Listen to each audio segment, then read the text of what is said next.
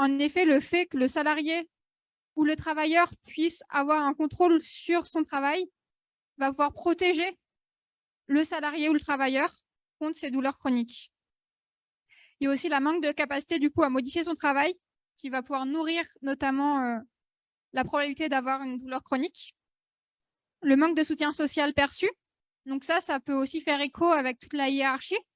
Le fait de se sentir écouté et de pouvoir bénéficier d'un entourage qui soit au niveau de la famille ou des amis qui puissent vous soutenir va permettre de faire une barrière face à ces douleurs. Il y a aussi une pression temporelle ressentie. Plus on va mettre une pression à un salarié sur une tâche de travail effectuée dans un temps très précis, donc on en avait le cas tout à l'heure au niveau des EHPAD, des 7 minutes de douche, ça va vraiment être un facteur qui va tout de suite être impliqué dans la création d'une douleur. Et bien sûr aussi, on a l'absence de satisfaction au travail. Il est important que tous les salariés puissent se sentir épanouis dans leur travail. Et ça, on le voit aussi au niveau de tout ce qui va être performance de travail, capacité de travail. Ça va être les premiers qui seront en ligne de mire. Si jamais il y a un de ces facteurs que je vous ai cités qui n'est pas complètement rempli ou une accumulation de facteurs, ça peut provoquer une douleur. Donc après, je vais vous citer les derniers en étant plus rapide. Il y a le stress au travail et le faible espoir de reprise au travail et la peur de rechute. Donc tout ça, ça va inclure notamment au niveau de l'arrêt de travail. Plus l'arrêt de travail sera grand et plus il y aura d'appréhension de la part de la personne, plus la douleur peut durer, entre guillemets, dans le temps. Et donc ça, c'est un tiers des facteurs de risque d'avoir une douleur chronique. Et il y a une autre partie qui est aussi liée à la précarité au milieu social. Donc c'est quelque chose qu'on peut rattacher au niveau du travail.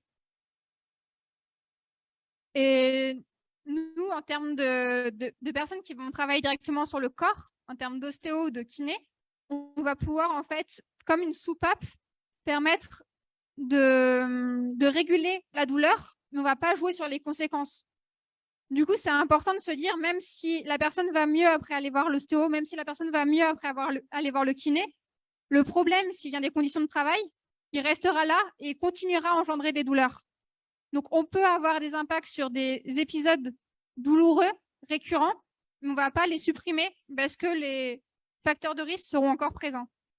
Je vais laisser du coup la parole à mon collègue. Bonjour à tous, merci de m'écouter rapidement. Je vais juste un peu résumer ce qu'a dit ma future collègue. Déjà, merci à elle. Ce qu'il est important de retenir, en fait, c'est que l'arrivée d'une douleur, d'un trouble musculo-squelettique, il est toujours multifactoriel. Effectivement, il y a des conditions de travail, parfois d'ergonomie du poste qui peuvent être améliorées et améliorables en aménageant la hauteur de bureau, à quelle hauteur on porte le regard sur l'écran, etc. Mais tous les facteurs qui sont autour, que ma collègue a appelés les facteurs psychiques et sociaux, les facteurs psychosociaux, sont également importants dans la survenue de ces douleurs. Et ce ne sont pas forcément des facteurs qui sont liés directement au travail. Ça peut tout à fait être des facteurs. On l'a vu notamment dans les scénettes. Alors là, pour le coup, le manager l'attribuait directement à ce qui se passait chez son employé. Mais ça peut être vrai aussi que si ça ne se passe pas bien à la maison, si la personne ne se sent pas soutenue, si elle fait 45 heures, 50 heures de travail et qu'elle rentre chez elle, elle est crevée, son conjoint ne l'écoute pas, on sait aujourd'hui, au regard de la littérature scientifique actuelle, que ce sont des facteurs qui sont pourvoyeurs de douleur. Ma collègue a parlé du risque de rechute. Une douleur prédispose à la survenue d'une nouvelle douleur si elle n'est pas prise en charge. Et effectivement, en tant qu'ostéopathe, ou en tant que kiné, alors c'est peut-être un peu moins vrai pour la kiné, mais en tant qu'ostéopathe, nous, on va être là pour régler les conséquences des troubles musculo-squelettiques, les conséquences des facteurs qui ont amené ces troubles musculo-squelettiques. Donc, on va pouvoir gérer cette douleur à court terme, mais il est essentiel qu'on accompagne aussi la personne et qu'on essaie de comprendre sa problématique et tous ces facteurs-là qui vont participer à l'arrêt de ces douleurs. Et c'est en modifiant ces facteurs-là, qui peuvent être au travail et hors du travail, le travail étant quand même dans la vie d'un employé, quelque chose qui occupe une immense partie de son emploi du temps, en modifiant ces facteurs-là, que les douleurs vont pouvoir être améliorées. Donc, effectivement, c'est important d'avoir des conditions physiques optimales à votre travail. C'est aussi important d'avoir des conditions optimales en dehors du travail pour ne pas développer ces douleurs au travail. C'est pour ça que notre présentation, enfin, en tout cas cette partie-là, s'appelle Quand la tête va mal, le corps souffre. C'est important d'être bien dans sa tête au travail et en dehors du travail. J'ai rien d'autre à vous dire de spécial. Je vous remercie de votre écoute.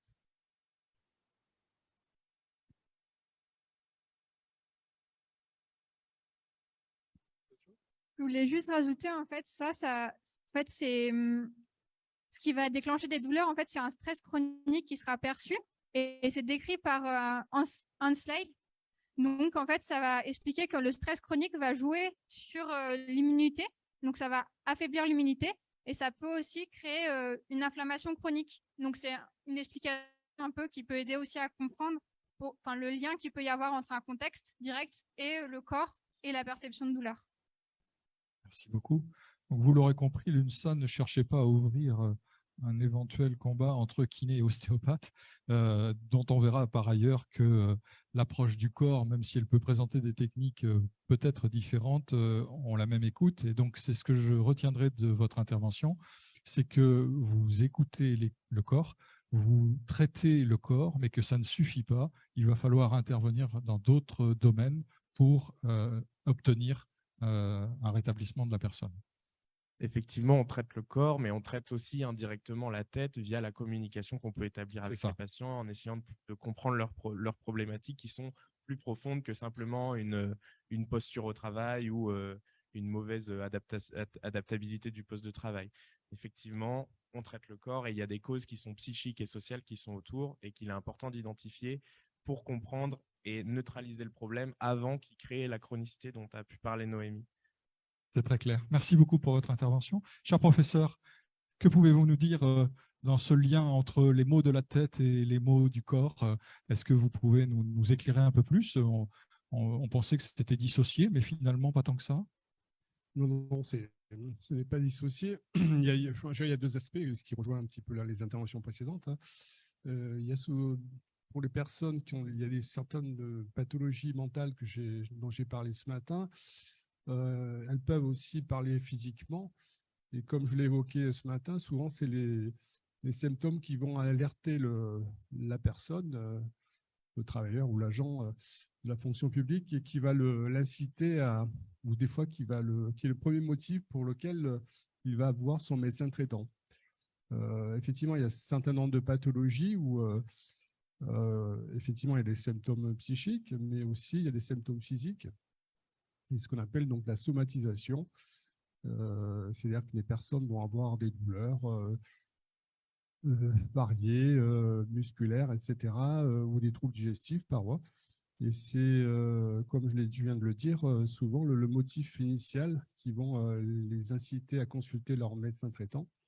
Et c'est tout l'art après du médecin traitant de repérer, de prendre en charge bien sûr ces symptômes, mais c'est aussi de repérer les signes de difficulté mentale et proposer une prise en charge globale, physique et mentale. Donc ça, c'est le premier aspect. Puis comme vous l'avez évoqué, il y a, comme je l'ai évoqué ce matin aussi, l'état de stress chronique est aussi un facteur favorisant au TMS, comme on dit, aux troubles musculo-squelettiques, qui apparaissent dans des maladies professionnelles, dans les tableaux de maladies professionnelles, comme les tendinopathies notamment, mais aussi des douleurs musculaires variées, de différentes localisations. Alors, pourquoi je m'appelle Noémie. Noémie, elle a évoqué effectivement le tas de stress chronique peut engendrer des modifications physiologiques. Il entraîne aussi l'état de stress, c'est en fait une réaction un peu animale en fait. On réagit face à un danger et de façon un peu instinctive, un peu comme les animaux, un chat, un chien devant un danger, il va se raidir, il va se contracter. C'est un peu pareil pour nous. Lorsqu'on est devant une situation de stress, on va se contracter. Alors, si la situation de stress dure quelques instants ou quelques heures, après, ça va aller, parce que le stress ne sera plus présent.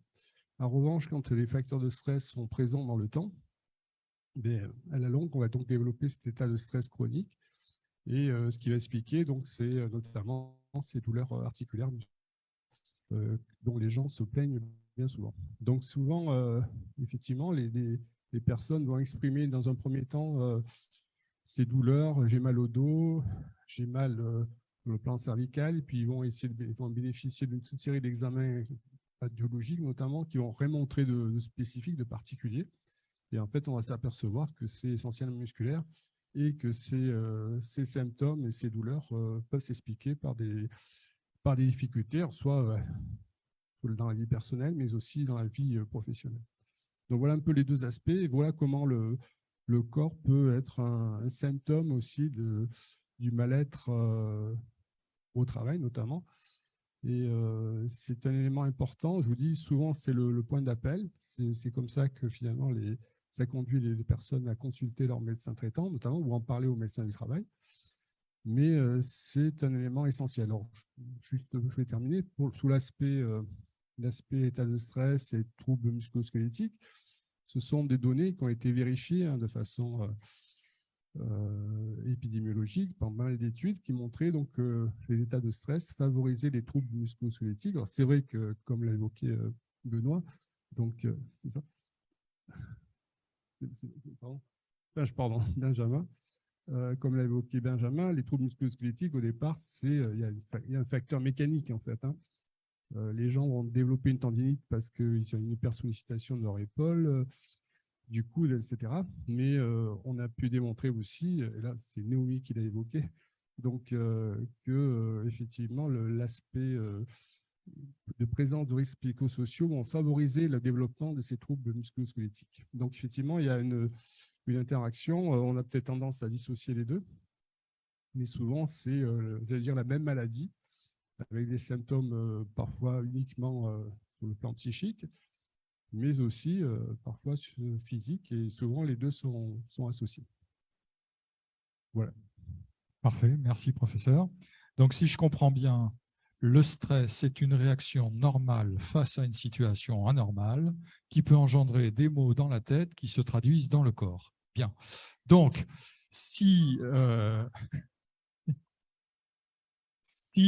on est en capacité donc de traiter ces maux et de faire prendre conscience peut-être d'une situation de déni du patient lui-même, parce que peut-être que lui-même ne veut pas voir la réalité psychologique qui le met dans son état, et peut-être qu'une action, qu'elle soit ostéopathique ou de kiné, vont résoudre ça. Donc, nous allons donner maintenant la parole à Eric Claveloux, qui est kiné préventeur, membre de Kiné France, spécialisé en prévention de santé au travail.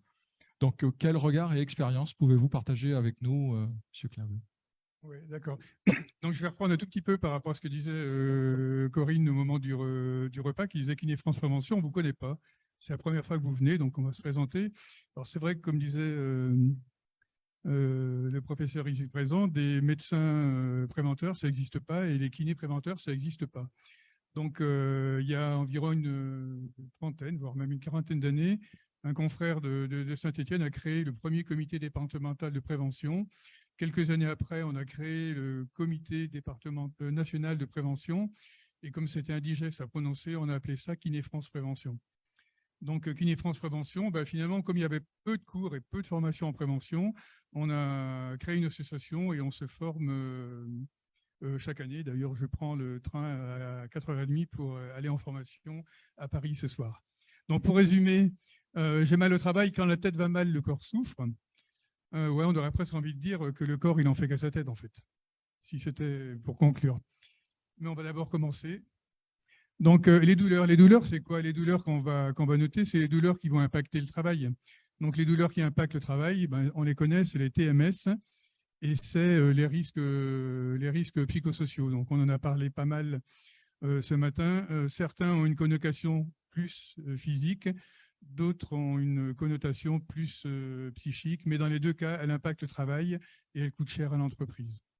Donc, qu'est-ce qu'on va faire? On peut passer à la diapo, voilà. Quand on parle de qualité de vie au travail, finalement, c'est quoi la qualité de vie au travail ou le bien-être au travail? Est-ce qu'il ne faudrait pas quelque part répondre aux besoins des salariés? Et les besoins des salariés, c'est quoi? Alors, il y avait Abraham Maslow établi cette pyramide pour hiérarchiser les besoins des salariés. Donc, tout en bas, il y a les besoins physiologiques. Donc, en fait, on travaille pour boire, manger, se chauffer. Donc, c'est les besoins un peu vitaux. Ensuite, il y a un besoin de sécurité. Donc, sécurité familiale, sécurité dans le travail. Le docteur Debout, si je ne me trompe pas, ce matin, parlait d'insécurité aussi dans les gens qui travaillaient au niveau de la STAS. Donc, il y a l'insécurité au niveau financier et il y a l'insécurité au niveau travail. Il y a le besoin d'intégration, de faire partie d'une équipe, d'être accepté par une équipe.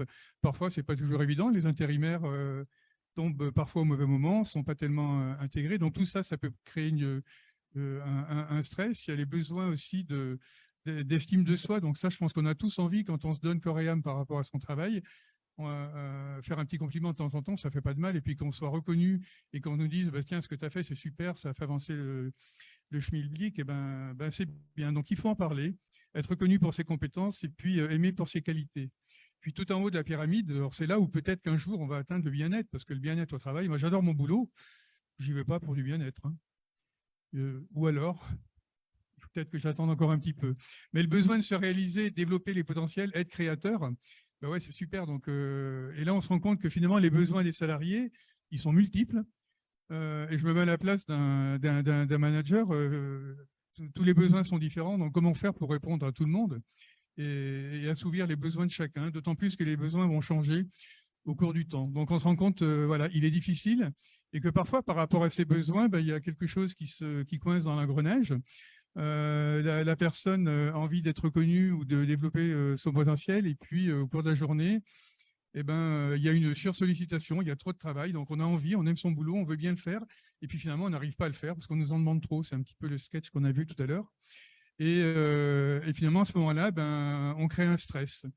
Inversement, quand on n'a pas de reconnaissance au niveau du travail, la personne à qui on ne fait jamais aucun compliment et qui n'est pas reconnue, elle a aussi un stress. Et finalement, quand il y a des stress, ben, il y a un mal-être, et puis s'il y a du mal-être, ben, on n'est pas dans le bien-être. Donc, ça se traduit par quoi? Ça doit être la diapo d'après. Ben, il faut chercher un équilibre. Donc, il faut équilibrer les capacités de la personne et les sollicitations qu'on va lui demander. Donc, les sollicitations, ben, il y a les sollicitations du travail, c'est évident. Puis, il y a celles qu'on a aussi à la maison, les événements de la vie, les naissances, les décès, les maladies, tout ce qui peut arriver. Et puis, les capacités qu'on a à réagir, l'âge, la santé, la motivation de la personne, et puis les compétences. Donc, on parlait tout à l'heure de formation, ben, essayer de stimuler les gens en leur donnant des compétences supplémentaires. Et puis, si on arrive à un équilibre, ben, ça se passe à peu près bien. Et si jamais on n'est pas équilibré, ben, ça sera le déséquilibre. Et on aura des effets psychosomatiques. Alors, j'ai adoré le théâtre tout à l'heure, donc je vais reprendre les mêmes acteurs. Donc, tout à l'heure, il y avait une menace. Bon, elle était plus psychique que physique. Et les personnes ont différents moyens de réagir par rapport à une menace. Je vais partir sur la gauche. La gauche, c'est Cécile, sous l'eau. Elle était vraiment sous l'eau. Par rapport à la menace, elle était inhibée, incapable de réagir, dans l'incapacité, pas de solution, en réel déséquilibre. Et elle aura probablement des symptômes qui vont apparaître. Ce sera la diapo d'après, mais on va parler de l'autre côté sur la gauche. Sur la gauche, la remplaçante de Cécile qu'on a vue, qui est actrice, non? Non, c'est pas vrai? Bon, ben, faut la faire signer, parce que vraiment, c'était génial. Elle a agi. Il y a une action qui était superbe et catégorique, d'ailleurs. Il y a eu confrontation, donc vraiment une réelle confrontation. Et puis, recherche de solutions, en tout cas, pour trouver son équilibre à elle. Elle a fait ce qu'elle avait envie de faire et elle a reporté le stress sur son manager. Soit on confronte, non, il y avait... Et la dernière, c'était, je ne me rappelle pas le prénom, en vert. La dernière actrice qui, plutôt que de confronter, s'est dit finalement, oulala, je fuis, donc on va parler de vacances, ou alors je vais vous laisser, je vous laisse terminer sans moi, puis au moins je vais dégager, mais au moins vous réglerez les problèmes sans moi. Néanmoins, elle était équilibrée. Donc quand il y a des équilibres, qu'est-ce qui se passe?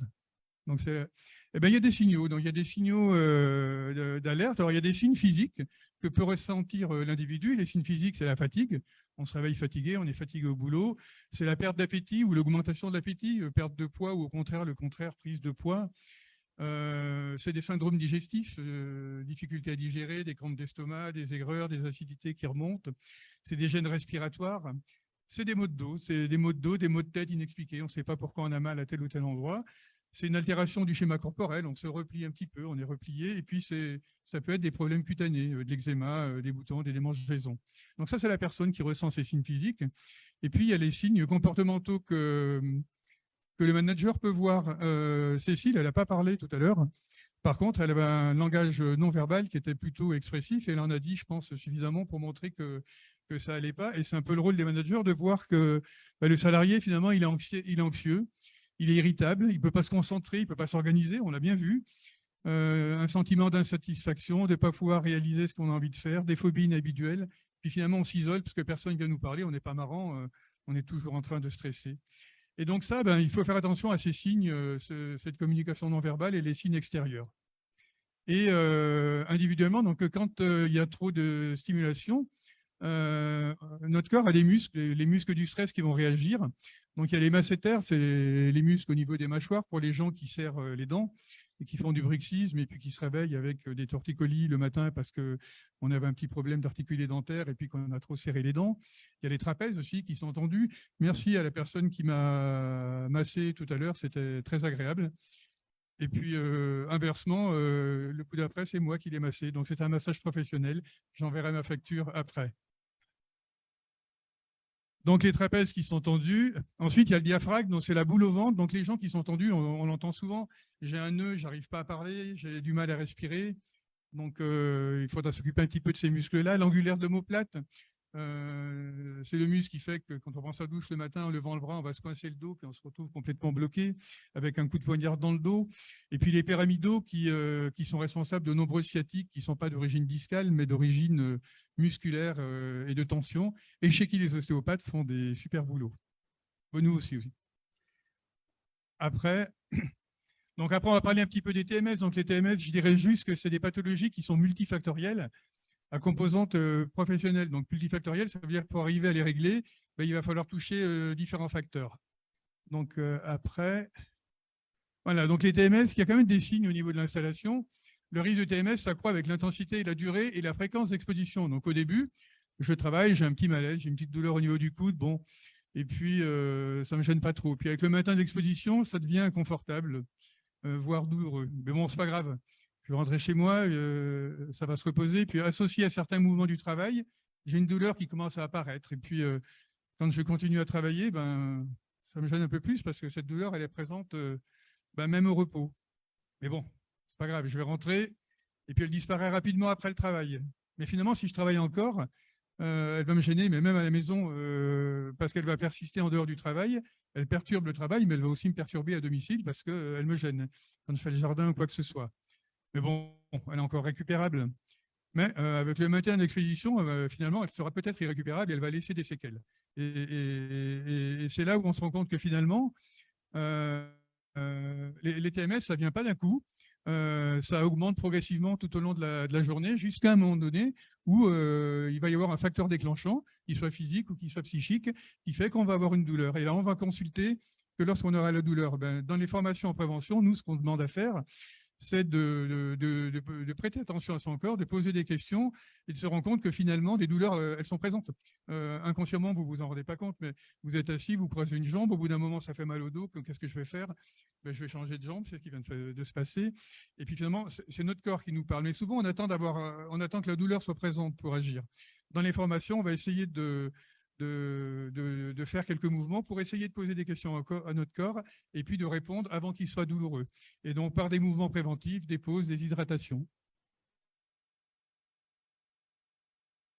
Voilà, la méthodologie du réveil corporel, c'est des mouvements, c'est un ensemble de mouvements qu'on a fait. Il y a une vingtaine de mouvements qui partent des pieds, chevilles, genoux, hanches, bassins, et ainsi de suite, où en réalisant les mouvements, on sent si ça fait du bien, s'il y a une douleur, s'il y a une gêne, éventuellement s'il y a un blocage articulaire. S'il y a un blocage articulaire, on ira voir les ostéos. Si jamais il y a une tension musculaire, on fera ces régulations de tension pendant la journée. Après, il y a des mouvements de réveil musculaire. Donc, on perçoit les tensions qu'on a au mollet ou au niveau des avant-bras. Et si j'ai des tensions dans la journée, je vais réguler les tensions qui sont ressenties.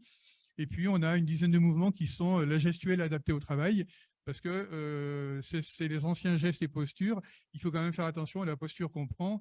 Plus je m'économise au travail par rapport à la gestuelle, moins je vais solliciter certains groupes musculaires et je pourrai plus tenir dans le temps. Donc, voilà la méthodologie du réveil. Bon, on a fait un livret avec des schémas pour expliquer, en fonction du mouvement, quelle est la partie qui travaille, qu'est-ce que je vais atteindre, quelles sont les articulations concernées et qu'est-ce que je peux soulager. Donc là, on peut passer. Donc, la boîte à outils hors du kiné, ils sont variables. Il y a les étirements pour les régulations de tension. Il y a la respiration pour tout ce qui est problème de stress. Il y a la cohérence cardiaque, pour relâcher un peu le diaphragme. Il y a les automassages, mais c'est mieux quand quelqu'un d'autre le fait, mais sinon tout seul, on peut le faire. Il y a tous les mouvements et le travail du schéma corporel. On a dit qu'il y avait une perturbation au niveau du schéma corporel par rapport aux troubles psychiques.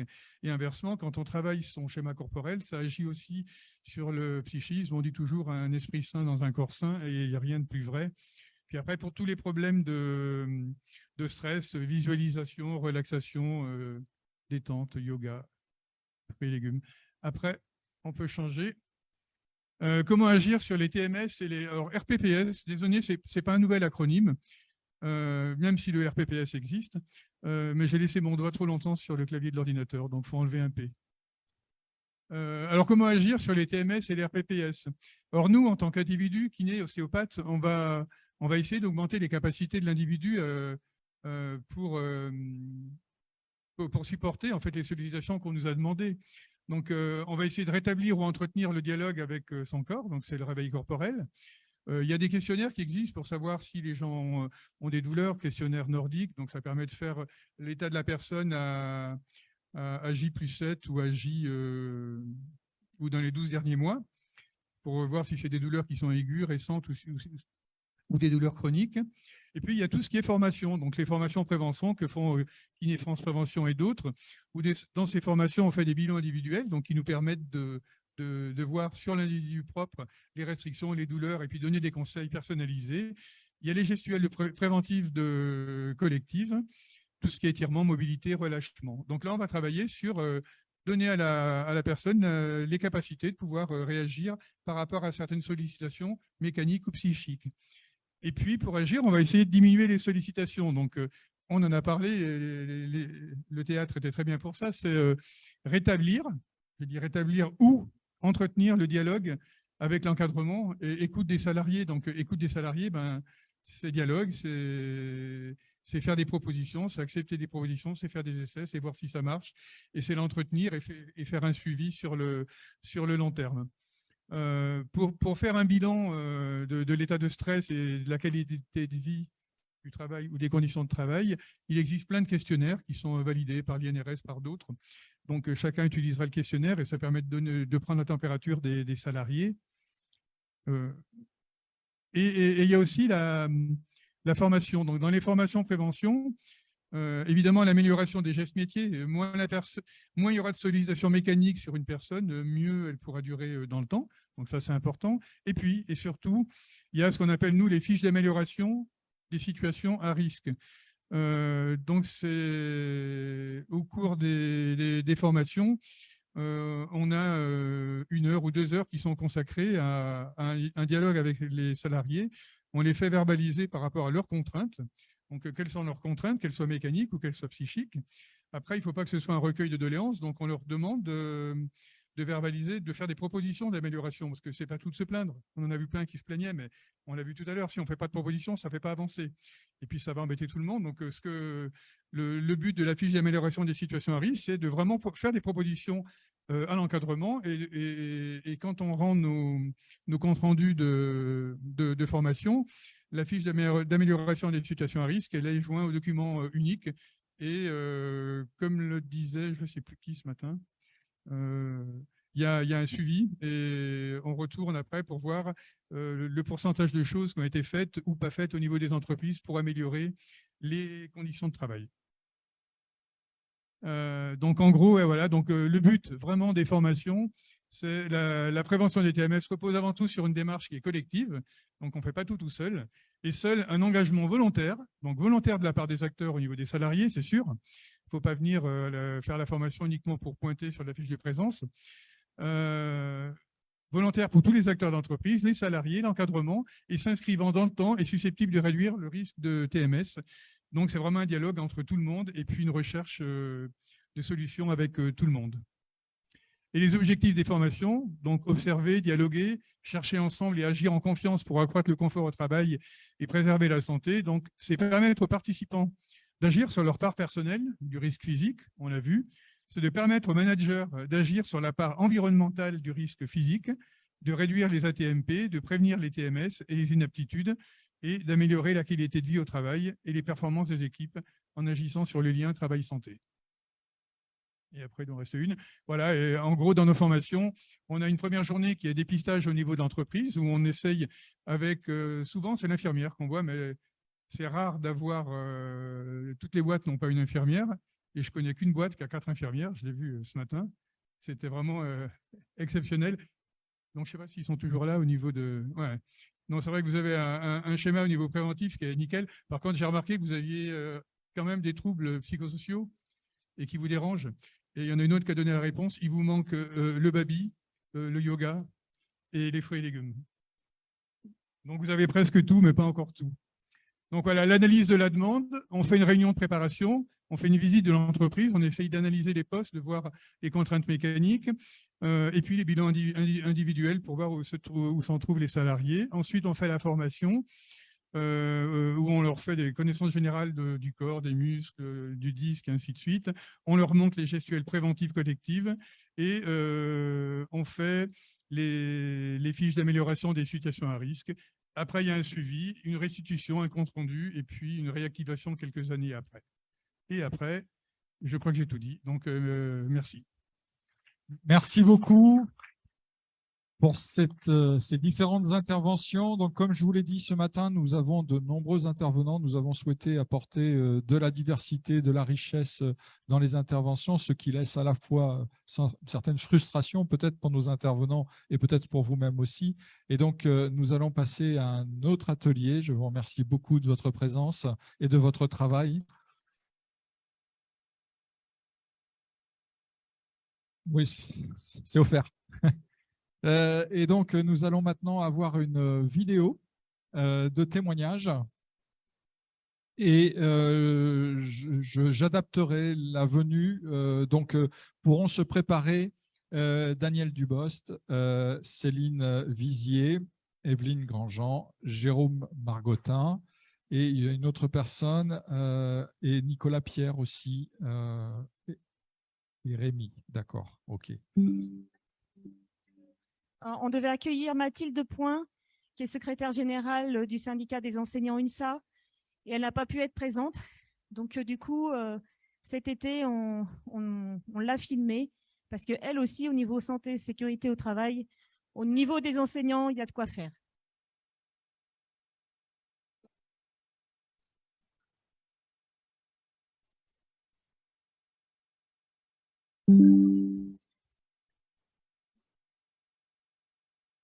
Bonjour Mathilde, alors en tant que secrétaire générale du syndicat des enseignants de la Loire et puis surtout aujourd'hui en tant que représentante élue au CHSCT, tu m'as dit la dernière fois qu'une priorité justement de l'éducation nationale était la qualité de vie au travail. Mais concrètement, tu m'as parlé quand même de beaucoup de choses, mais concrètement sur le terrain, ça veut dire quoi? Qu'est-ce qui est mis en place?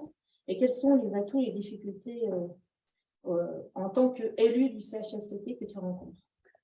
Alors, oui, en effet, la qualité de vie au travail, c'est une grande priorité nationale pour l'éducation nationale. Ça a été affiché comme tel au ministère, sauf que concrètement, sur le terrain, on ne voit pas grand-chose pour l'instant qui permet de mettre en œuvre concrètement ces politiques-là. Notre qualité de vie au travail dans les écoles, les collèges et les lycées n'est pas toujours évidente. Il y a énormément de leviers sur lesquels il faudrait faire des choses pour que notre qualité de vie au travail s'améliore. Et concrètement, pour l'instant, on ne voit pas grand-chose se mettre en place pour voir notre quotidien s'améliorer dans notre travail. Alors du coup, quand un professeur n'est pas bien, qu'est-ce qu'il a comme moyen d'action pour agir? Alors, il y a plusieurs choses. Ça dépend s'il est enseignant du premier degré, s'il est enseignant dans un collège ou un lycée, si c'est un personnel d'éducation. Concrètement, on a quelque chose d'assez concret qui peut assez bien fonctionner. On a, dans la Loire, en tout cas, un registre santé et sécurité au travail dématérialisé qui peut permettre donc aux collègues de faire des saisines au CHSCT pour signaler la mise à mal de leurs conditions de travail, de leur santé, sur plusieurs aspects. Ça peut être sur les RPS, sur les troubles musculo-squelettiques. Ça peut être aussi d'un point de vue bâtimentaire. Toutes les saisines du CHSCT sont visibles par tous les membres, dont moi je fais partie. Et ensuite, on essaye de démêler les situations individuelles et particulières au fur et à mesure qu'elles arrivent sur le registre, à la difficulté près que souvent quand les collègues en viennent à saisir le registre, c'est qu'ils sont sur des situations complètement explosives. Donc on n'est pas du tout dans une politique de prévention, mais plutôt dans une politique de gestion des urgences qui surviennent dans les établissements. C'est ce que j'allais te signaler, parce que forcément, on n'est pas du tout dans la prévention, mais du coup, si alors, il y a le registre de sécurité, mais est-ce qu'il y a aussi de la médecine du travail pour si un professeur n'est pas bien, et est-ce qu'il peut prendre un rendez-vous à la médecine du travail et en discuter? Est-ce que vous avez un service aussi de psychologue qui peut justement aider avant que le professeur s'écroule? Alors, le service de médecine de prévention existe. Le service existe, mais il n'y a personne. C'est-à-dire que dans la Loire, on n'a pas de médecin de prévention en tant que tel. Sur l'Académie de Lyon, qui est une des plus grosses académies de France, il y a 3 ou 4 médecins. Et cette année scolaire qui vient de se terminer, donc l'année scolaire 2021-2022, on a eu 2 médecins de prévention du Rhône qui venaient 1 jour par semaine chacun dans la Loire. Alors, tu peux me dire combien il y a de professeurs dans la Loire à peu près? Alors, globalement, je sais que pour le premier degré, simplement le premier degré, ça représente 3600 personnels. 3600 pour 2 médecins.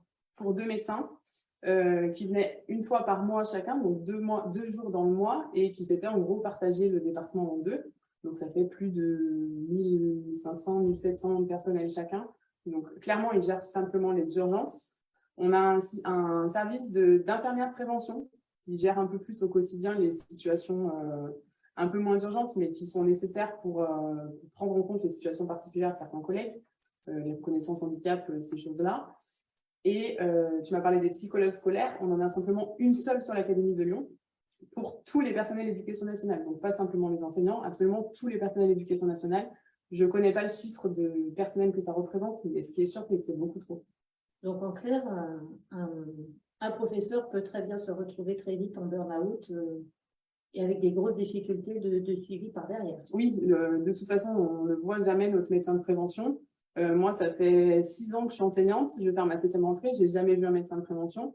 Les visites médicales obligatoires du travail, on n'en parle même pas dans l'éducation nationale. Ça n'existe pas. Personne n'est capable de nous faire passer ces visites-là. On passe simplement une brève visite médicale avec un médecin qu'on n'a jamais vu de notre vie au moment où on a le concours. Et c'est la seule fois de notre vie où on voit le médecin du travail, quoi. Et donc aujourd'hui, si tu avais une perspective d'avenir, quel message tu aimerais faire passer en tant qu'élu CHSCT? Une perspective d'avenir pour la qualité de vie au travail. Tout à fait. Alors, il y aurait énormément de choses à faire. Je pense qu'il y a un gros travail à faire sur la prévention. Je pense qu'on fait partie des personnels les plus exposés au RPS. On en parle très peu. On essaye, nous, de mettre ce sujet sur la table très fréquemment, mais c'est un sujet qui est extrêmement complexe.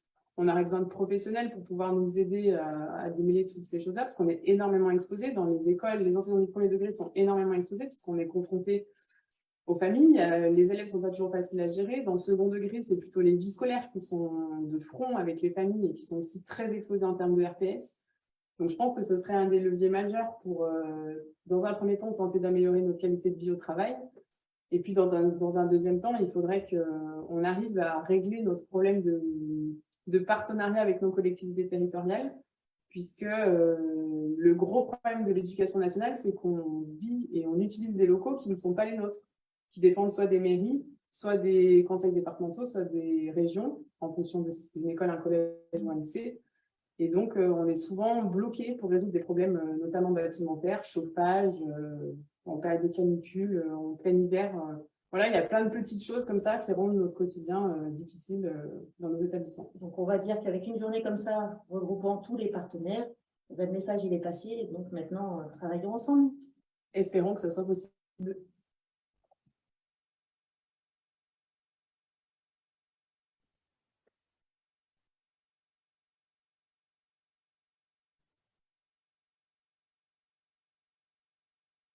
Bien, merci. Alors, vous ne me laissez pas tout seul. Alors, je vais accueillir, pour des raisons techniques, autant de monde que possible, mais peut-être faudra patienter. Donc, Marie Sagnol, c'est ça, voilà. Daniel Dubost, ou Dubo, je ne sais pas comment on prononce. Vous répondez aux deux, c'est merveilleux. Céline Vizier, aussi, voilà. Evelyne Grandjean, je l'ai aperçue, oui. Et Jérôme Margottin. Je ferai venir nos deux amis pompiers juste après.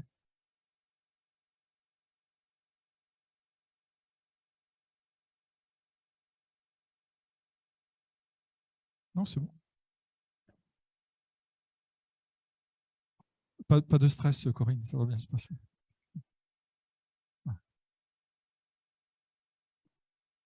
Comme vous le sentez. Ouais. Du coup, on peut accueillir les pompiers aussi. Voilà, il peut nous arriver quelque chose. Voilà, ils vont être là. Oui, merci. Bien, donc je vais donner dans un premier temps, pour des raisons techniques, la parole à Marie Sagnol. Bonjour. Donc Marie Sagnol est chef d'entreprise. Donc vous tenez un salon de coiffure et nous avons tenu effectivement à vous accueillir à cet atelier qui consiste donc à témoigner des réalités finalement du stress au travail, des risques psychosociaux, de la qualité de vie au travail. Et donc, dans le cadre de votre activité de coiffeur, quels sont les différents aspects de votre métier qui peuvent nous éclairer sur ces différents aspects du métier? C'est que justement, on fait du social aussi, beaucoup. Vous êtes obligé d'écouter les clients? Donc, voilà.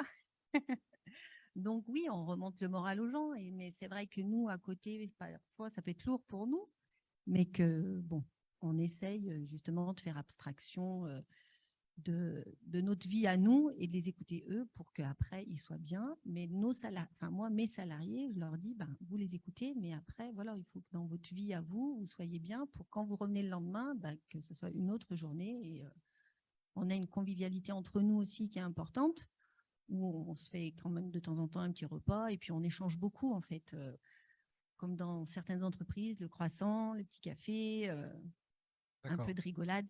C'est vrai que je pense que la personne qui a parlé avant nous à l'écran, je crois que c'est le pire.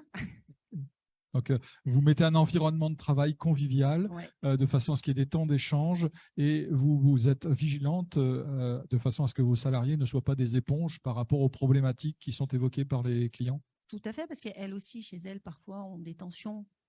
Comme on dit, on laisse ses problèmes derrière la porte, parce qu'on va en entendre d'autres. Donc, mais j'essaye qu'elles soient le mieux possible. En tant que manager, c'est vrai qu'après, on est un peu des parents aussi. Donc, on a un autre rôle. Enfin, je dirais que ouais, je joue un peu la maman aussi. La maman de vos salariés. Voilà. D'accord. Et alors, ils sont dans la phase non, adolescent? Franchement, on en a parlé. Donc, bon, alors après, c'est vrai que je suis venue parce que Corinne, elle vient au salon et elle voit comment ça se passe. Donc, c'est vrai que du coup, cet échange, comme elle voit que ça se passe bien, elle s'est dit qu'il faut être là pour… Il y avait quelque chose et que votre témoignage nous était utile. Mais voilà, je veux dire qu'il y a tellement de choses qui sont compliquées dans la vie que si au travail, il n'y a pas un peu de bonne humeur, je veux dire, ça ne sert à rien, quoi. J'ai toujours dit à mes enfants, le plus dur qu'il y a dans la vie, c'est celui qui est à l'hôpital et qui en attend la mort. Des farces, ma fille est infirmière et elle est aux soins palliatifs. Donc, voilà, donc je me dis qu'il faut quand même être souple et puis bon, à propos de souplesse, quand vos salariés qui ont quand même la contrainte de travailler du mardi au samedi inclus. Oui, de 8h à 19h. Donc, c'est vrai que parfois, voilà, on veut comme tout le monde avoir un samedi, un week-end avec ses conjoints. Il faut savoir accepter. Et puis voilà, je veux dire, après, ce qu'il y a de bien, c'est que maintenant, les gens avec le télétravail, du coup, ont d'autres jours dans la semaine. Donc, du coup, je peux donner des jours. Et puis voilà, après le travail, c'est vrai qu'il faut travailler, mais il faut avoir du plaisir aussi pour pouvoir retourner au travail. Oui, vous n'êtes pas parvenu à faire la coiffure par télétravail encore. Non, ça, nous, on n'en aura jamais. Bon. Et donc, tout ce que vous avez mis en place, Marie-Laure, est-ce que c'est couronné de succès? C'est-à-dire, est-ce qu'il y a une fidélité de la part de vos employés ou au contraire, est-ce que vous subissez un turnover? Bah non, parce que du coup, ça fait quand même 11 ans que maintenant je suis sur le Chambon et que du coup, bah, j'ai gardé toutes mes salariés et qu'elles sont en congé maternité pour leur deuxième enfant et qu'elles reviennent toujours. Formidable, formidable. On peut l'applaudir. Voilà. Et c'est du local en plus. Merci beaucoup pour votre témoignage, Marie-Laure. Et je Merci sais que vous avez un beaucoup. rendez-vous client, Oui, voilà, justement, du coup, qui je peux vous pas attend. rester, Et mais voilà. il faut essayer de prendre la vie du bon côté. Et c'est vrai que le travail, c'est la santé, comme on dit. Mais voilà, il ne faut pas se rendre le malade pour le travail. Mais il faut échanger aussi. C'est important d'échanger quand ça ne va pas. Parfait. Merci à tous. Merci beaucoup.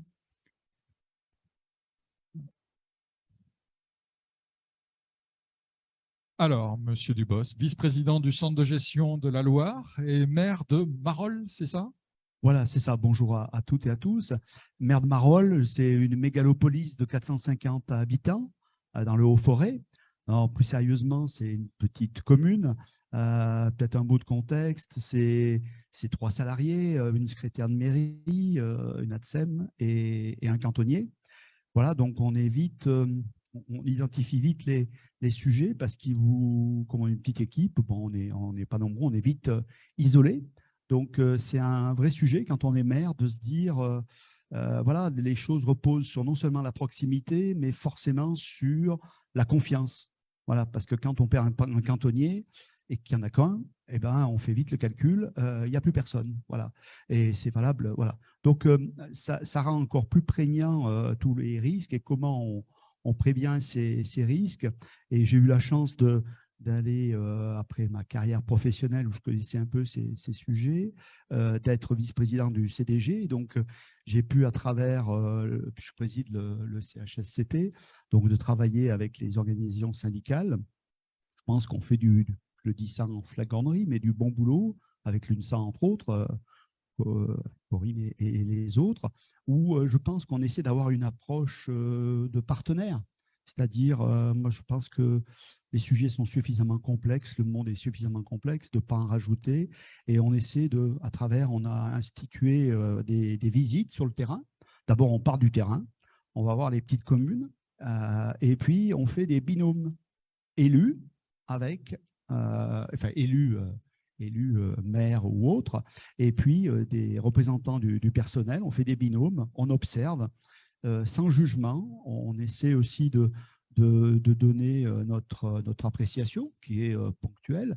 Voilà, et c'est pour que ça serve la commune qu'on visite, mais aussi en tirer enseignement au niveau du CDG avec les collègues, de voir comment on peut rectifier le tir. Et puis, ce qui finalement se passe à Marolles, quand il y a 450 habitants, à coup sûr, ça se passe la même chose dans un autre village. Et il y en a beaucoup qui sont de la même taille. Voilà, donc c'est vraiment, moi j'insiste là-dessus, c'est face à ces sujets, ça ne sert à rien, c'est stérile d'opposer. Et c'est important, moi en tout cas, c'est ma responsabilité en tant que président du CHSCT, c'est de créer les conditions favorables pour que on se parle normalement. Quand on va avoir des situations difficiles, il y a bien assez de souffrance comme ça souvent, c'est de se dire par quel bout on y prend. Et je le vois bien, c'est que quand on travaille ensemble, élus et responsables syndicaux, les gens ne se trompent pas. Ils se disent, bon, je parle mal, mais ils ne sont pas trop cons, ils ont envie de résoudre le problème. Ils ne sont pas là pour faire la garde tranchée, quoi. Ils ne rajoutent pas. Voilà. Et si on peut contribuer à apporter notre pierre comme ça, c'est très bien. Voilà. Merci beaucoup pour votre témoignage et votre engagement, monsieur le maire. Alors, Céline Vizier, vous faites partie, vous, du service prévention du centre de gestion donc, de la Loire. Oui, donc Céline Vizier, je suis chargée de prévention au centre de gestion. Donc, je voulais vous proposer de commencer par vous présenter le service prévention du centre de gestion et puis après vous faire un bref retour d'expérience de l'évaluation des risques psychosociaux qu'on a pu mener dans certaines collectivités du département. Donc, on est 2 préventeurs au centre de gestion. Et on accompagne les collectivités du département dans leur démarche de prévention des risques professionnels. Donc, on se déplace sur tout le territoire ligérien. D'abord, on a la mission d'inspection, c'est-à-dire qu'on est agent chargé de la fonction d'inspection.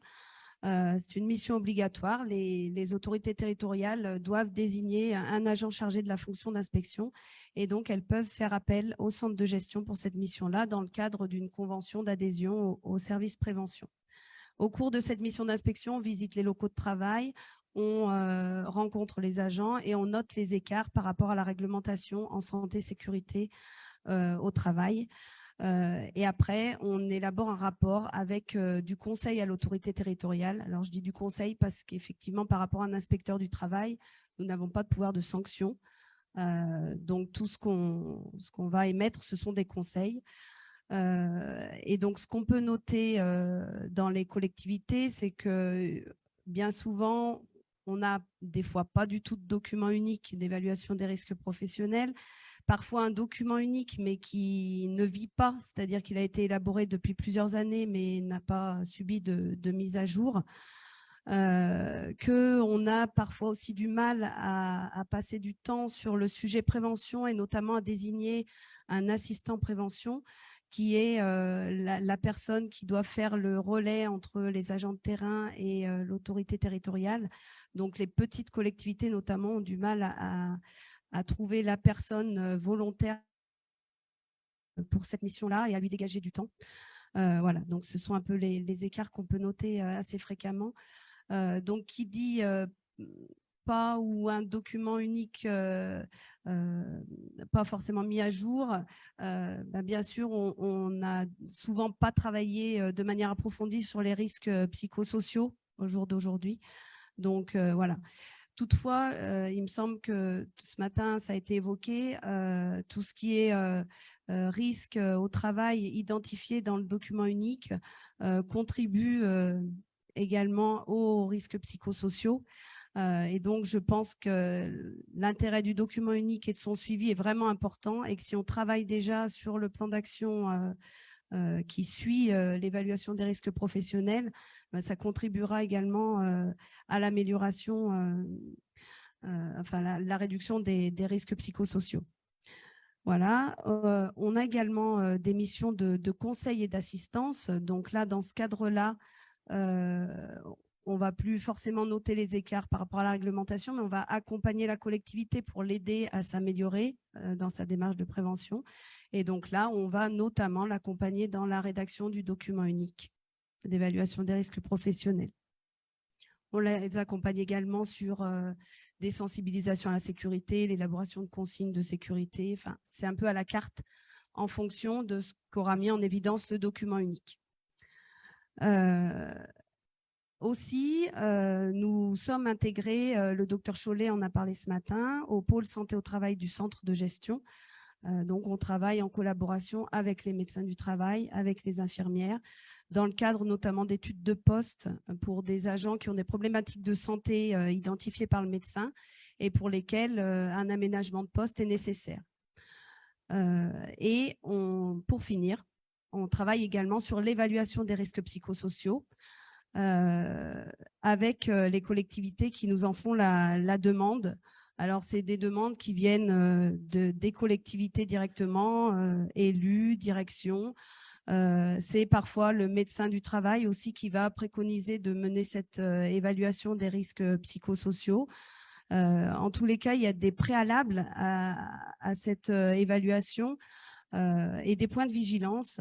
Donc, il faut vraiment que l'autorité territoriale soit impliquée dans la démarche et soit vraiment volontaire, qu'il y ait une volonté affichée de l'autorité territoriale de mener la démarche du début jusqu'à la fin, c'est-à-dire ne pas s'arrêter à l'évaluation des risques psychosociaux, mais bien ensuite mettre en place un plan d'action, puisque sinon, c'est un peu une désillusion pour tous les agents qui auront été interrogés sur leurs conditions de travail pendant la démarche. Également, on est vigilant à ce que l'action ne s'étale pas trop dans le temps, c'est-à-dire que voilà, que ça dure à peu près 6 mois, mais pas plus, parce que sinon, c'est pareil, au niveau du suivi, ça peut poser des problématiques. En tous les cas, ce qu'il en ressort, si je vous parle un peu de mon retour d'expérience par rapport aux évaluations de risques psychosociaux que j'ai pu mener jusqu'à présent, c'est exactement ce qui ressort de l'étude présentée ce matin par la MNT, à savoir que les agents, globalement, sont satisfaits de l'autonomie au travail qu'ils ont. Il n'y a pas de conflit de valeurs. Ils estiment qu'ils effectuent un travail utile et de qualité, généralement. Au niveau des horaires de travail, on constate qu'il n'y a pas non plus de grosses difficultés. Par contre, les difficultés, elles se situent sur l'intensité et la complexité du travail, les exigences émotionnelles, donc c'est tout à fait ce qui ressort de l'étude, avec notamment des tensions avec le public, des problèmes de maîtrise des émotions, et puis pour finir, des rapports sociaux au travail parfois dégradés, et entre autres la reconnaissance au travail, qu'elle soit financière ou autre. D'ailleurs, ce n'est pas que l'aspect financier qui ressort de ces évaluations. Après, on a également parfois des problèmes de relationnels entre collègues et un manque de soutien de la hiérarchie qui peut parfois être évoqué. Et le dernier point, c'est la conduite du changement. On a relevé qu'effectivement, les agents nous font souvent part de problèmes au niveau de la conduite du changement dans les collectivités territoriales. Voilà pour mon retour d'expérience. Formidable. Merci beaucoup. Merci à vous. Donc, le constat dans une petite mairie avec ses réalités de terrain, les services prévention qui œuvrent pour réduire les risques et surtout faire œuvre de conseil. Et donc, j'accueille maintenant Evelyne Grandjean, qui est DGS de la mairie de la ville, de la ville du Chambon. Donc, là aussi, très local. Et donc, voilà, je souhaitais avoir de votre part un constat, un état des lieux, quel regard vous portez sur cet aspect particulier de la qualité de vie au travail et des risques psychosociaux. Oui, bonjour à toutes et à tous. Alors, mon intervention va être effectivement le témoignage d'une ville de taille moyenne de l'agglomération stéphanoise. Je ferai un petit rappel de contexte pour qu'on comprenne, ça permet de comprendre du coup la réalité de notre collectivité. Nous sommes dans une commune qui a connu de profondes transformations en fait depuis les années 80. Donc transformation due à la fin de l'activité minière et à la reconversion économique industrielle. Donc ce qui a amené un déclin démographique puisque la commune est passée de 22 000 habitants à 12 000 habitants aujourd'hui, avec du coup des services qui sont dispensés à la population qui sont restés ce qu'ils étaient, parce que c'est souvent le propre des communes au passé minier. Donc aujourd'hui, une collectivité avec 350 agents, donc la ville et le CCAS. Et donc parmi les services qui sont dispensés, ce sont des services, alors je ne vais pas tous les énumérer, mais du coup, sur des services non obligatoires, c'est les services à la petite enfance, jeunesse, services médico-sociaux, puisqu'on a plusieurs établissements médico-sociaux. Dans mon propos aussi, je voulais le recontextualiser par rapport à la période que nous traversons actuellement. Et je dirais que peut-être au cours de ces 2 dernières années, on a peut-être vécu plus de changements qu'au cours des 20 dernières. C'est-à-dire qu'on a connu une crise sanitaire qui est venue fortement impacter le fonctionnement des collectivités, les habitudes au travail, l'organisation en interne. Il a fallu s'adapter. C'est venu modifier du coup les relations professionnelles avec des pertes de liens sociaux, des temps de partage et de convivialité qui avaient quasi disparu, aujourd'hui qui se réinstaurent peu à peu, mais ce sera plus jamais sûrement ce qu'on a connu. Enfin, voilà, c'est un peu, du coup, c'est un peu l'inconnu.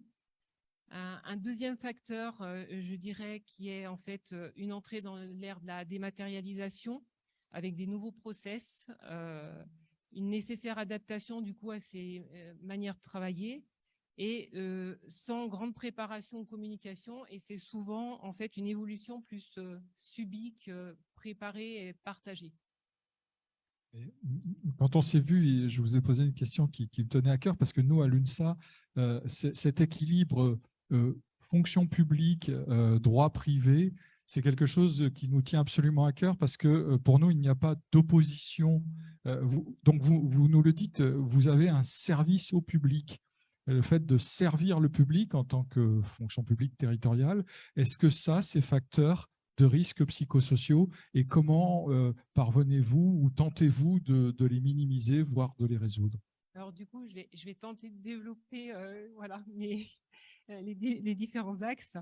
Et du coup, alors toujours dans mon contexte, la dernière chose qui est actuellement, alors c'est un secret pour personne, du coup les difficultés en termes de recrutement et ce qu'est le marché de l'emploi, avec une forte concurrence du coup du secteur privé sur certaines missions, sur certains métiers, et du coup les difficultés à recruter fait peser sur les agents et les services qui sont présents mais une charge supplémentaire.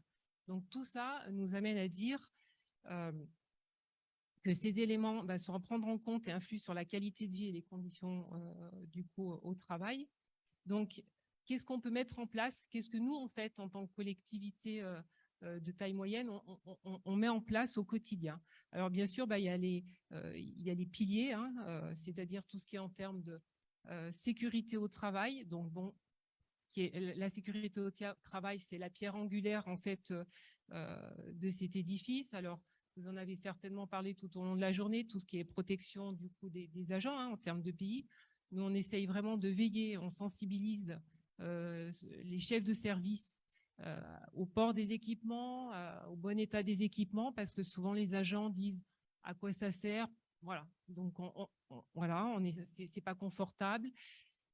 Donc on essaye vraiment d'insister là-dessus et de faire comprendre la nécessité. Ensuite, c'est tout ce dont vous avez parlé aussi, registre de sécurité et documents uniques, j'y reviendrai pas dessus. Mais souvent, du coup, en matière de registre de sécurité ou registre des incidents où l'agent peut noter quand il a un problème, ne serait-ce qu'une agression verbale sur lequel, du coup, c'est consigné, on peut y revenir dessus, ils n'en ont pas connaissance. Donc, du coup, on réitère aussi auprès des chefs de service de bien dire qu'il y a l'existence, du coup, de ce genre de documents.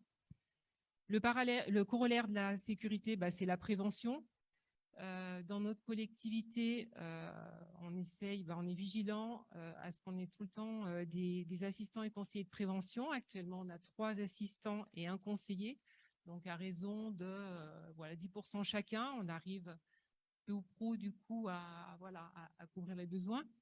Donc ces assistants et conseillers sont chargés d'étudier quand il y a un accident au travail, de mettre à jour le document unique, de faire des études de poste, de faire des propositions en termes d'aménagement de poste ou d'achat de mobilier quand il y a lieu, sur justement des missions spécifiques, essayer d'être vigilant à acheter tel mobilier plutôt que tel autre. Donc on voit une vraie plus-value. Ensuite, un autre axe, c'est la formation. Donc la formation, alors on essaye au maximum du coup de favoriser cette formation, et pour la favoriser, c'est à la fois avoir des formateurs en interne. On a des formateurs en interne en matière de GST posture, en matière de sauveteurs secouristes au travail, ce qui nous permet actuellement d'avoir 88 agents formés sur 350. Donc c'est quand même plutôt un beau ratio, je pense. Voilà. Ensuite, c'est aussi favoriser la formation en essayant de les organiser en intra ou sur site, parce qu'on sait que la mobilité, c'est un frein à la formation. Voilà, beaucoup d'agents hésitent à se déplacer, ne serait-ce qu'à Saint-Étienne, c'est compliqué. Donc, on est vigilant à ça. Il me semble que vous êtes parvenu quand même à résoudre cette difficulté justement des agents qui sont au service du public par l'absentéisme naturel de l'enfant malade, etc. Et donc, dans les crèches, dans ce domaine, non, le SIAD, voilà, ça y est, ça me revient, le service de santé à domicile. C'est ça. Donc, en fait, effectivement, du coup, la collectivité a un service de soins infirmiers à domicile. Et en fait, du coup, c'était… C'est que vous étiez parvenu à avoir un effectif qui travaille peut-être un peu moins longtemps, mais suffisamment en nombre pour pouvoir avoir la continuité de service. Alors, sur des équipes comme le SIAD, qui est une équipe soignante, on va dire que voilà, c'est un métier, enfin, c'est un service qui fonctionne 365 jours par an, qui a un service au public quotidien avec une obligation de service. Donc, quand il manque effectivement un agent, dans ce genre de service, il y a un vrai esprit d'équipe. Quand il manque quelqu'un, voilà, il y a des remplacements qui se font assez naturellement. Donc, sur des services comme ça, c'est plutôt atypique peut-être par rapport à d'autres services plus administratifs où du coup, ça ne fonctionne pas comme ça. Mais dans des services médico-sociaux ou petite enfance, les remplacements se font assez naturellement. Oui, donc c'est une belle rencontre entre l'esprit de service au public et l'organisation du travail. Donc, voilà, je vous ai parlé de tout ce qui est sécurité. Et je dirais qu'après, pour moi, du coup, de mon expérience, ce que je voulais aussi évoquer, c'était qu'il y avait toute une somme de choses qui contribuent aux bonnes conditions de travail. Et alors, je ne sais pas si j'ose dire bien-être, hein, mais bon, il y a les conditions qui se veulent à la fois matérielles, c'est-à-dire, j'en ai déjà un petit peu parlé avec du coup le rôle des assistants et conseillers de prévention, mais c'est voilà, quand on fait un achat, pensez à l'ergonomie du coup de l'achat du mobilier, pensez à adapter un mobilier, ne serait-ce dans la petite enfance où on sait qu'il faut que les professionnels elles travaillent à hauteur des enfants, éviter de porter, éviter, voilà, il faut avoir pour effectivement éviter les TMS plus tard. Ensuite, il y a tout ce qui est, du coup, il y a un axe, tout ce qui est relationnel, en fait, qui concourt aux bonnes conditions, disons, d'exercice de travail. C'est-à-dire à la fois entretenir tout le temps un dialogue social, faire vivre, du coup, les instances participatives. On l'a vu chez nous avec la mise en place des 1607 heures. Ça a été une co-construction, c'est-à-dire qu'on l'a travaillé au sein d'un groupe avec les représentants du personnel. Et voilà, on l'a bâti ensemble, on a vu les difficultés qui se posaient et à chaque fois qu'on avançait, on voyait qu'effectivement, c'était pas évident, il fallait peser le pour, le contre. Enfin voilà, on est arrivé à un compromis et somme toute, on l'a globalement mis en place, sans trop de difficultés. Il va falloir conclure. Voilà, mais j'avais encore oui. 2-3 petites choses. Vite. Et puis ensuite, c'est aussi l'organisation dans la collectivité, elle est fondamentale. Si il y a une bonne organisation, que les schémas de décision sont clairs et que il y a un vrai esprit d'équipe entre les services et qu'il y a une fluidité, du coup, c'est d'autant plus facile pour travailler dans une sérénité et voilà, en ayant un esprit d'équipe et de partage. Voilà, donc. Merci beaucoup. Ça va? Formidable. C'est très bien. Non, c'est très bien. Parfait. Monsieur Margottin, vous êtes le représentant d'un cabinet d'expertise, le cabinet d'expertise explicite. Alors, est-ce que vous pouvez nous dire ce que c'est? Alors, qu'est-ce que c'est un expert? Notre métier, c'est de travailler aux côtés des représentants des salariés, des CSE, des organisations syndicales, dans le cadre de leurs prérogatives. Donc, on intervient pour diagnostiquer la santé économique et financière, la stratégie d'une structure, comment se portent les aspects sociaux, les conditions de travail. Et on a aussi un deuxième pan de l'activité qui est vraiment focalisé sur la santé et les conditions de travail, où là, on intervient pour diagnostiquer des projets de changement d'organisation, par exemple, ou aussi en matière de risques graves et notamment d'audit RPS. Et c'est dans ce cadre-là qu'on m'a demandé d'intervenir pour vous faire part un petit peu des constats qu'on trouve dans le cadre de nos interventions. On intervient dans des associations, on intervient très peu, voire pas du tout dans le public. C'est dommage parce que j'ai quand même le sentiment que les élus du personnel ne sont pas des spécialistes ni des ergonomes du travail, ni des psychologues du travail, et qu'ils ont besoin d'être accompagnés par des experts afin d'avoir effectivement un regard partagé avec l'employeur. Et donc, il y a un axe de progrès pour la fonction publique. Ah bah très clairement, au vu de ce qu'on entend, de ce qu'on voit depuis ce matin, les problématiques sont identiques entre le public et le privé. On va justement le voir. Juste avant de commencer, j'aimerais vous poser, je vais vous donner 2 chiffres et vous allez me dire à quoi ça correspond. 6,19 et 22,6. Qu'est-ce que c'est? C'est pas ma tension. Je te le souhaite pas. Allez, le premier, c'est un pourcentage. Le deuxième, c'est un nombre de jours. Oui, j'ai entendu. Exactement. 6,19, c'est le taux d'absentéisme moyen en France en 2021. Et 22,6, c'est le nombre de jours d'absence moyen en France.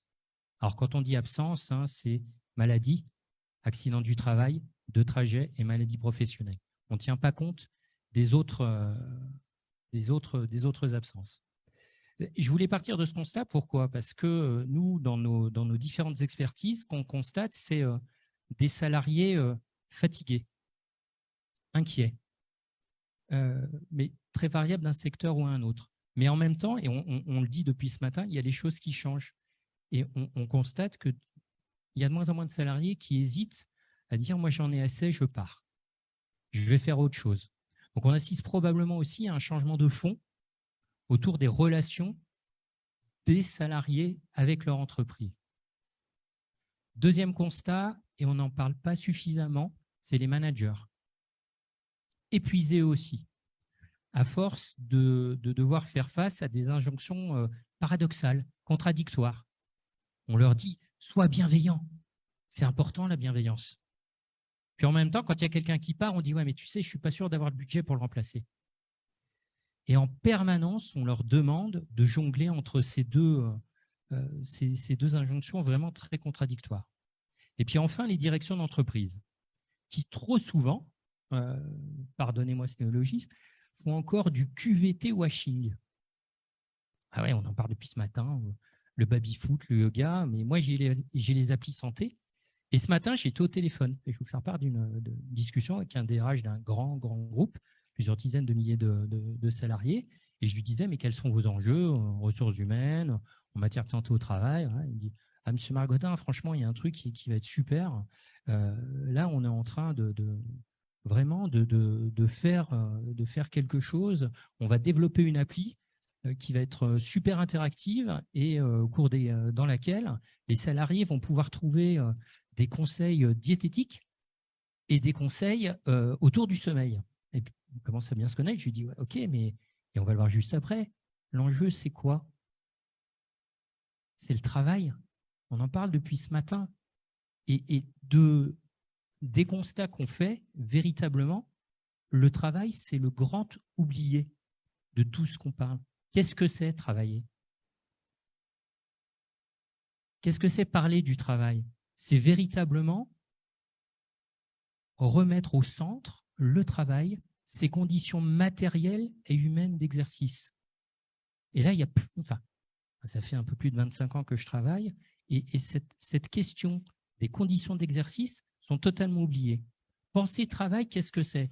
C'est quantifier la charge de travail. Et ça, on oublie de le faire. C'est faire en sorte que cette charge de travail soit occupée à 100% et pas à 95 ou 87 en disant le reste, ça va être du CDD ou de l'intérim. C'est affecter des salariés formés et bien rémunérés. C'est penser les marges de manœuvre qu'on peut donner dans la réalisation du travail. C'est offrir des espaces de discussion entre pairs.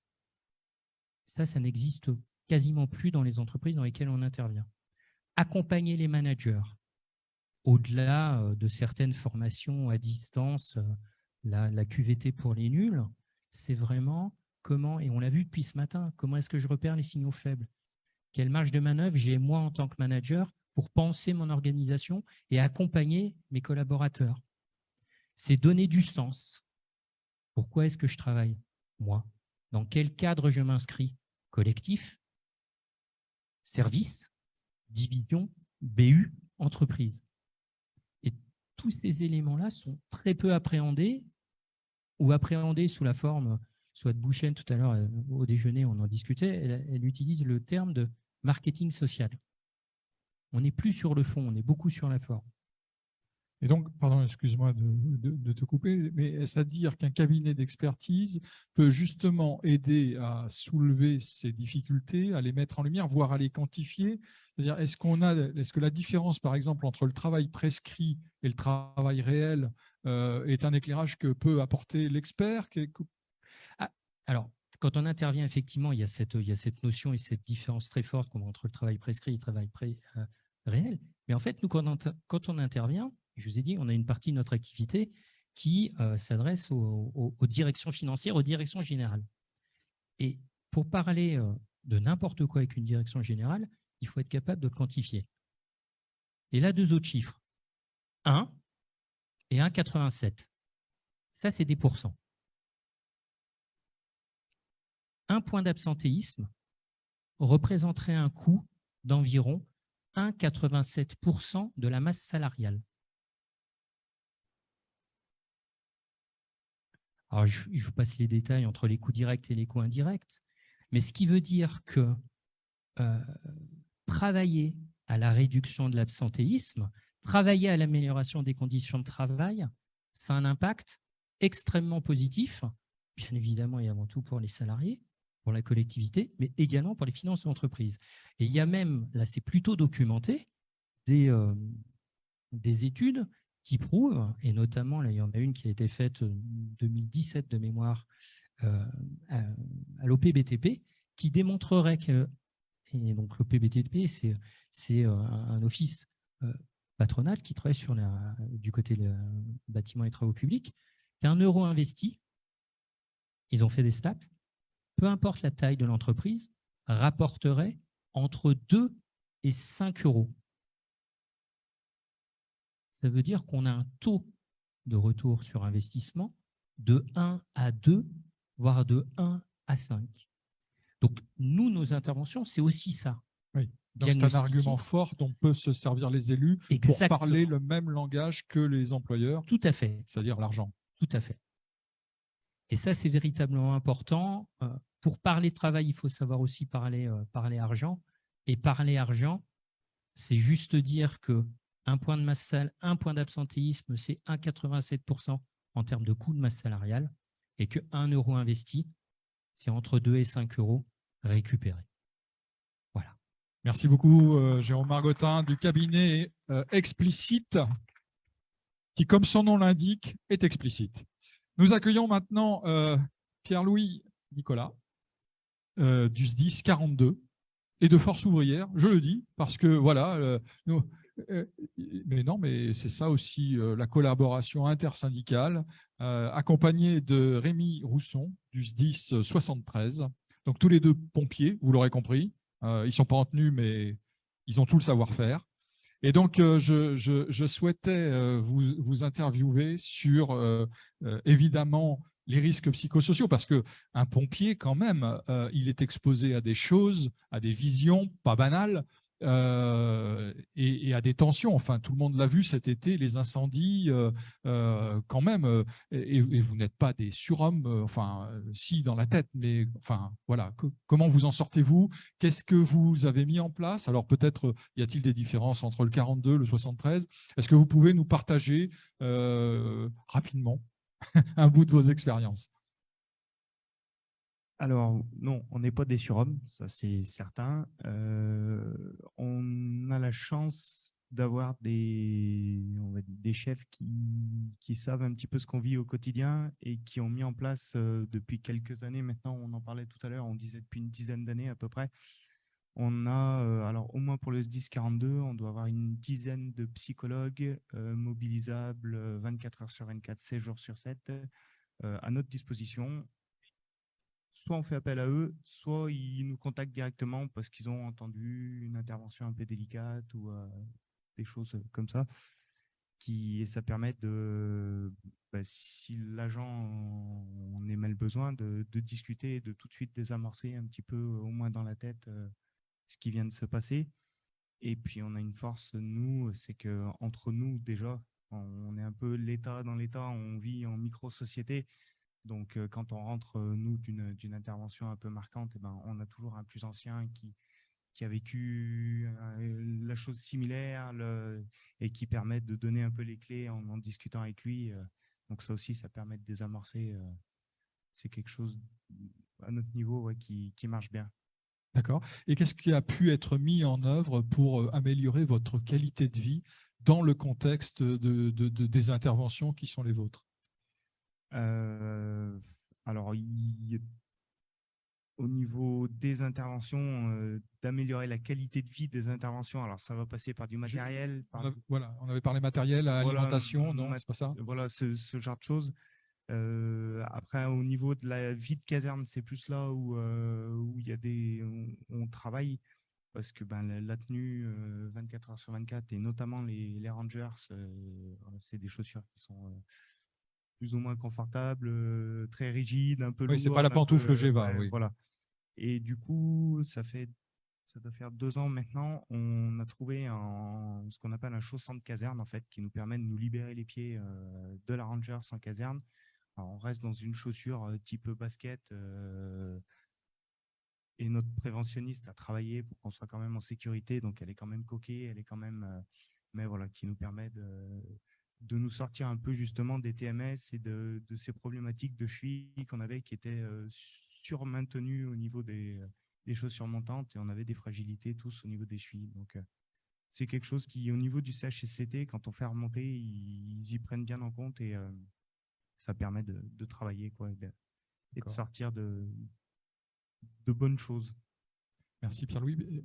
Rémi, de votre côté, dans le 73, pareil, même question, il y a des choses qui ont évolué positivement? Alors du coup, on a échangé un petit peu avant, avec Pierre-Louis, on se connaissait de l'extérieur, on a échangé un petit peu avant. Et c'est vrai que ça fait une dizaine d'années environ où tout ce qui est notamment dû aux interventions difficiles est très bien géré, très bien anticipé par le service de santé dédié. C'est qu'on a un service de santé qui sert à la fois pour de la prévention, par les visites médicales, la mise en place de documents pour le manager, etc. Mais également sur l'intervention. C'est-à-dire que si une intervention est marquante, on a un médecin d'astreinte 24 heures sur 24 qui, lui, juge ou pas de solliciter une astreinte psychologique qui peut soit intervenir directement sur le terrain, c'est-à-dire à l'instant T0, c'est lui qui juge, ou a posteriori discuter avec le personnel si nécessaire. Et ils sont évidemment sollicitables en permanence. C'est-à-dire que si une semaine plus tard, un agent a besoin de parler, tout simplement, c'est tout à fait possible.